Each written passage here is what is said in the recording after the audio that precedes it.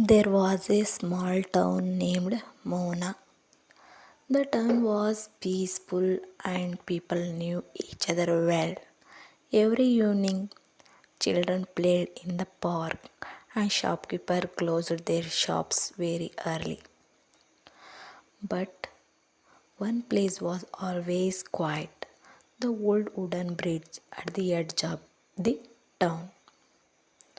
People said the bridge was haunted. No one used it at night. One evening, Ethan, a young boy, was walking home late. The sky was dark and the streets were empty. Instead of taking the long road, Ethan decided to cross the old bridge. As he walked, he saw a man standing in the middle of the bridge. The man wore a long coat and a hat. He did not move. He just stood there, staring at the river. Ethan felt nervous, but he said politely, "Good evening, sir." The man turned slowly and smiled. His voice was soft. "Good evening, young man. Can you help me? I lost something in the river." Ethan asked, "What did you lose?" The man replied, "A gold ring. It was very important. I dropped it here many years ago." Ethan looked at the dark water. It was impossible to see anything. The man sighed.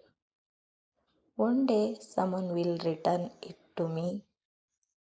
Until then, I must wait." Ethan thought. The man looked very sad. He wanted to ask more, but suddenly a strong wind blew. When Ethan looked again, the man was gone. Ethan ran home and told his grandmother. She listened carefully and then whispered, "Many years ago, a man named Henry lived in this town. On his wedding day, he lost his gold ring in the river. He searched for it, but he fell from the bridge and drowned.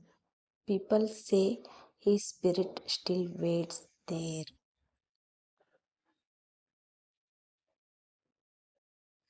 Ethan's eyes grew wide. "Grandma, I saw him. I really saw him tonight." His grandmother touched his hand and said, "Maybe he is waiting for someone kind and brave like you." The next morning, Ethan went back to the bridge. He looked down at the river. The water was calm. Something shiny caught his eye between the rocks. He climbed down carefully and pulled out the gold ring.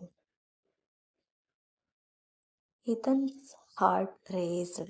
He ran back up and shouted, "I found it." At that moment, the man in the long coat appeared again. He smiled and said, "Thank you, young man. You have set me free." Then, before Ethan's eyes, the man slowly disappeared into the air,